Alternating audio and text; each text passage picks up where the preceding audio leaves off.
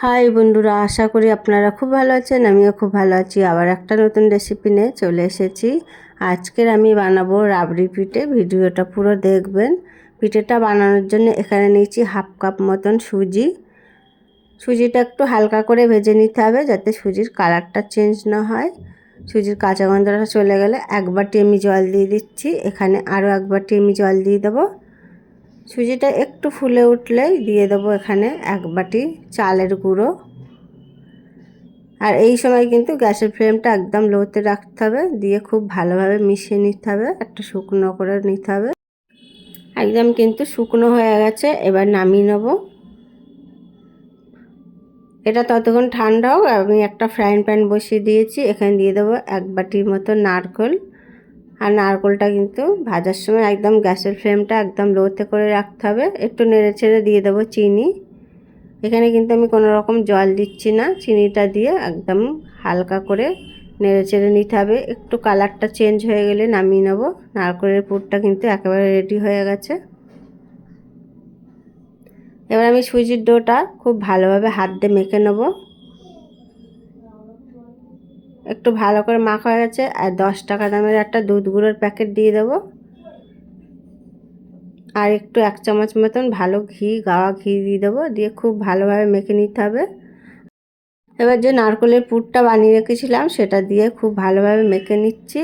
আর এইটা কিন্তু এইভাবে করলে পিঠেটা কিন্তু যখন মুখে পড়বে নারকেলগুলো খেতে কিন্তু দারুণ লাগবে।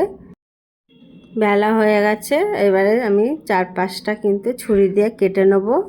একটা শেপ দিয়ে সাইডগুলো কিন্তু কেটে নিতে হবে। এগুলো আমি চৌকো শেপ দিয়ে নেব পিঠেটা। আর এই রাবড়ির পিঠেটা কিন্তু খেতে দারুণ লাগে। এইভাবে একবার আপনারা বানিয়ে খান, খুবই ভালো লাগবে। এইভাবে চৌকো করে পিঠেগুলো সবগুলো কেটে নিচ্ছি।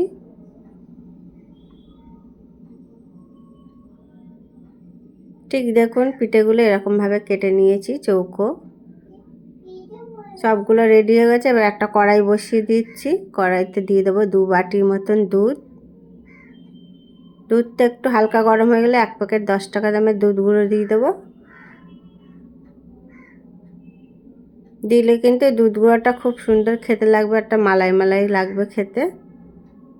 দুধটা ফুটে উঠেছে, এবার দিয়ে দেবো 2-3টে এলাচ।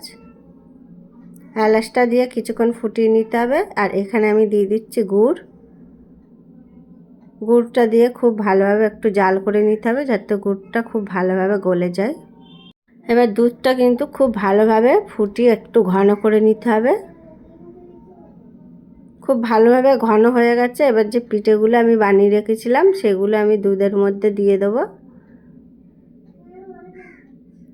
আর এই মালাই পিঠেটা কিন্তু খুব সুন্দর হয়, খেতেও দারুণ হয়। দেখুন সবগুলো দিয়ে দিচ্ছি। কিছুক্ষণের জন্য একটু ফুটিয়ে আর একটু ঘন করে নিতে হবে। মালাই পিঠেটা কিন্তু খুব বেশি জাল করা যাবে না, এতে ভেঙে যেতে পারে। আর দেখুন পিঠেগুলো কিন্তু একেবারে রেডি হয়ে গেছে। ওপর থেকে কাজু বাদাম কুচি দিয়ে দিচ্ছি। দিয়ে এবার আমি নামিয়ে নেব।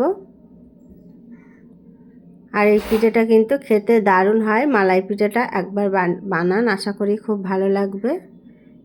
খেতে কিন্তু দারুণ লাগে। একটু ওপর থেকে আমি কাজু বাদাম দিয়ে দিচ্ছি। অনেক রকম তো পিঠে খেয়েছেন, এইভাবে একবার পিঠে বানিয়ে খান, আশা করি খুব ভালো লাগবে। আমার রেসিপিটা ভালো লাগলে লাইক, শেয়ার, কমেন্ট করবেন, সাবস্ক্রাইব করবেন আর বেল আইকনটি প্রেস করবেন সবার আগে নতুন নতুন ভিডিও দেখার জন্য।